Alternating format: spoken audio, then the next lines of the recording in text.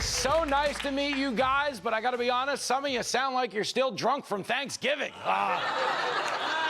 Wow. Well, if you do go out in Times Square after the show, just be careful. A lot of these women have a drumstick. That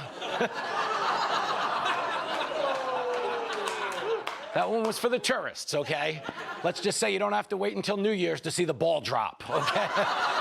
But welcome to Fox News Saturday Night, man. Yeah. We have such a phenomenal lineup tonight. Former Saturday Night Live superstar Joe Piscopo in the house. Yeah. I love Joe so much. He, of course, rose to fame alongside Eddie Murphy, right? Became a household name all over the country. And then they stopped booking him because he voted for Trump. I'm kidding. It's not true. Joe was actually at and appeared on the SNL 50th anniversary show, which means he probably still has some cocaine on his tuxedo.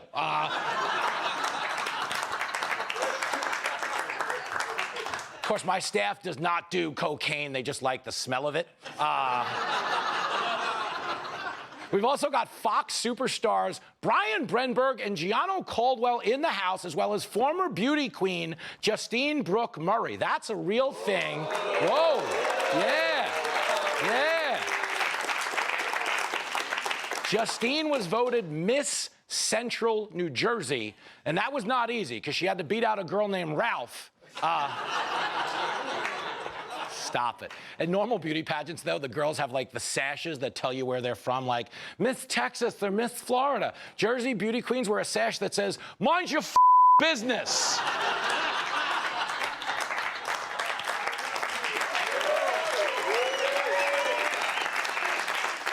But we are psyched to have her here, and we're psyched to have you here as we officially start the holiday season. Now, I know a lot of people are worried about overeating during the month of December. The good news is we have a president who's not afraid to talk about weight loss.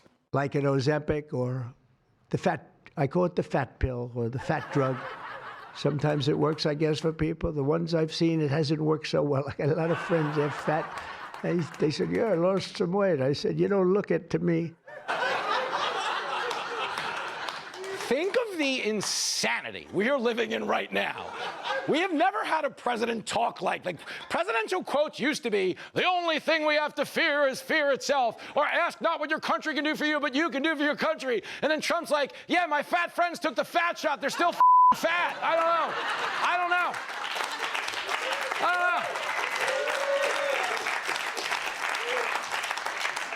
It's crazy. I grew up in the 80s worshiping Ronald Reagan, whose most iconic quote was telling Mr. Gorbachev to tear down a wall, and I ended up with a president who told people to build one, you know?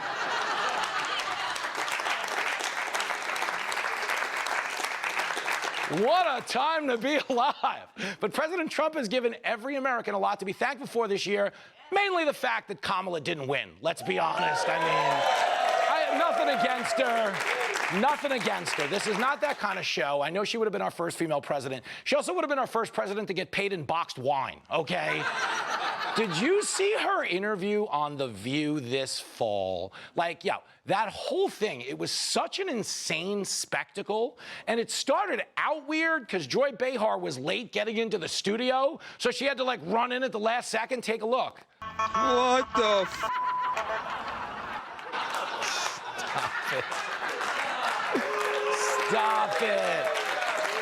Stop it. But for real, Kamala sat down and claimed that this past election was the closest election of the 21st century, which is not even remotely close to being true.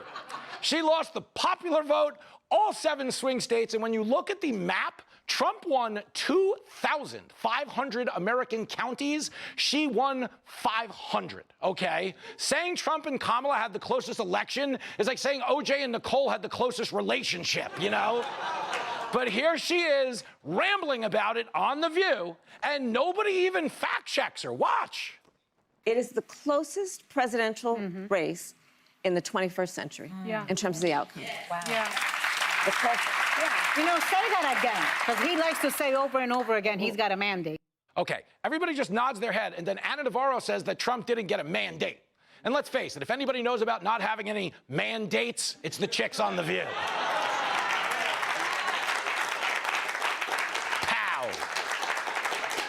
Jimmy's all worked up. So you can be thankful Kamala didn't win, because that would mean a Texas Democrat like Jasmine Crockett might be in charge of the border. If you're not familiar, Jasmine Crockett sounds like Cardi B's dumber sister, Cardi D.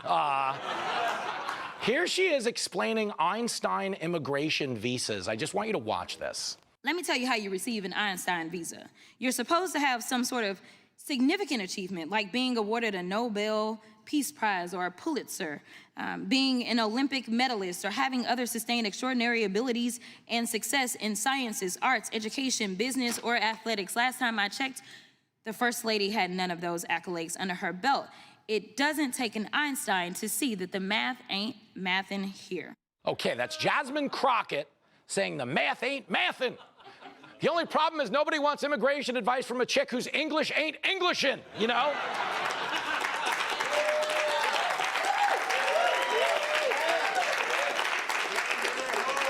But stick with me, because I'm not here to bash Democrats on a holiday weekend. People are watching with their family. In fact, I actually want to applaud President Biden, who took time out to call his supporters on Thanksgiving night.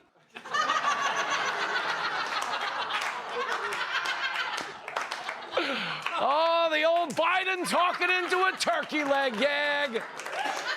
It works well on Thanksgiving because it shows you dinner and dessert. You got the turkey leg in the hand, plus his brain is pudding. So, come on, Jimmy. But in all honesty, the politician I'm most thankful for is Louisiana Senator John Kennedy, okay? Right? This guy has done a better job of making politics understandable than anybody. Listen to him explaining the most complex economic issue in the world, which is tariffs. Are you ready? Tariffs are like whiskey. A little whiskey under the right circumstances can be refreshing. Too much whiskey under the wrong circumstances, and you end up drunk as a goat.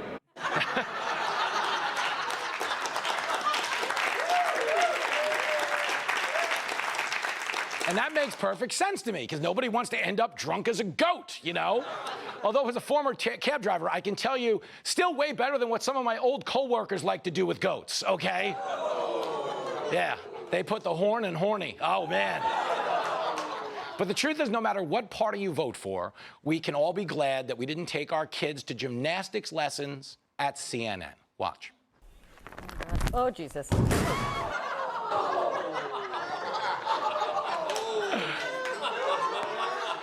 Luckily, the guy was okay, but I haven't seen a CNN host look away that fast since Jeffrey Toobin logged on the Zoom, you know? Toobin's not a big Thanksgiving guy. He likes to celebrate Palm Sunday. Okay, Jimmy, let's go. Of course. No, don't you stop. Stop. Don't applaud that. Of course, if you spend a lot of time on the internet, you know that jumping jacks are now the hottest workout trend in the world. Watch this.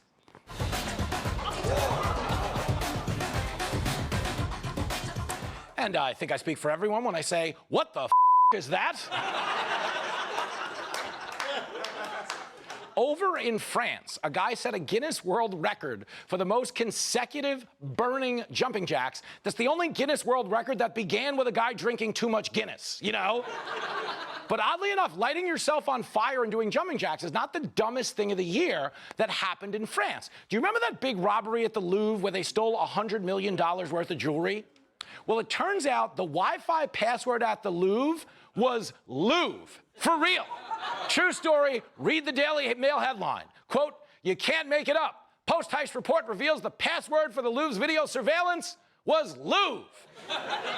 Guys, the most expensive museum in the world used its name as the password. That's like being in charge of an adult website and making your login 696969. This is why nobody respects the French. They're a bunch of arrogant, chain-smoking, anti-deodorant morons, okay? Seriously, their president was here for United Nations Week, and the cops made him walk to his embassy because the streets were closed for Trump. Do you remember this? Macron couldn't get through the barricades, so he called Trump. Here he is on the phone. Watch. How are you? Guess what? I'm waiting in the street because everything is frozen for you. Yo, folks, any person who has ever driven a car in the history of New York City gets to a street closure and argues with the cop to go through. I don't care if it's a fire, a crane collapse, like King Kong could be climbing the Empire State Building and at least one car would pull up and be like, hey, officer, you gotta let me through, I'm going to the tunnel this way. Don't worry about the ape, I got your banana right here, pal, you know? And that's just the women from Staten Island.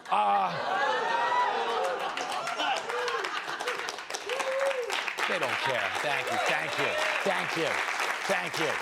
That's right.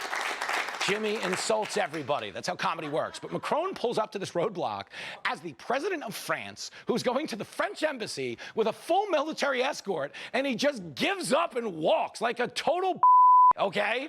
And the worst part is he got heckled by a guy in a 1982 Toyota Corolla that was missing one headlight and didn't have any hubcaps, which was crazy, but it was nice to see the president of Venezuela again, you know. But long story short, I think President Trump summed up the French the best. They don't know what the they're doing.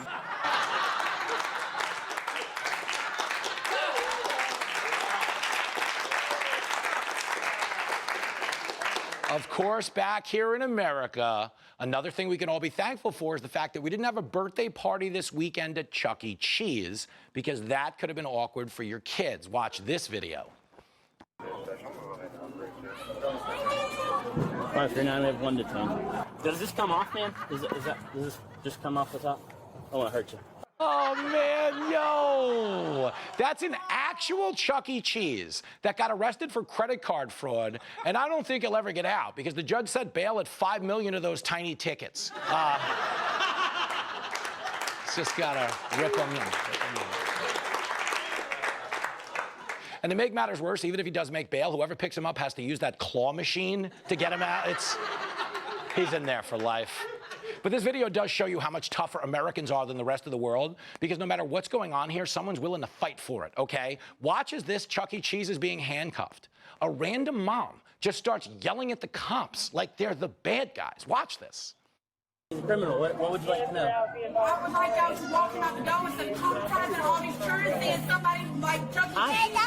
Would y'all put Mickey Mouse in handcuffs? Yeah, so she goes, would y'all put Mickey Mouse in handcuffs? As if there's not an actual person inside the costume. Like, that's how you know they're drinking too much beer at Chuck E. Cheese these days. Like, I get that saying the optics are bad, but lady, they're not arresting a character, they're arresting a criminal, you know? They're the cops, not the fashion police, you know? Nobody wants their community protected by a bunch of cops who go, you're under arrest, but not in that sweater.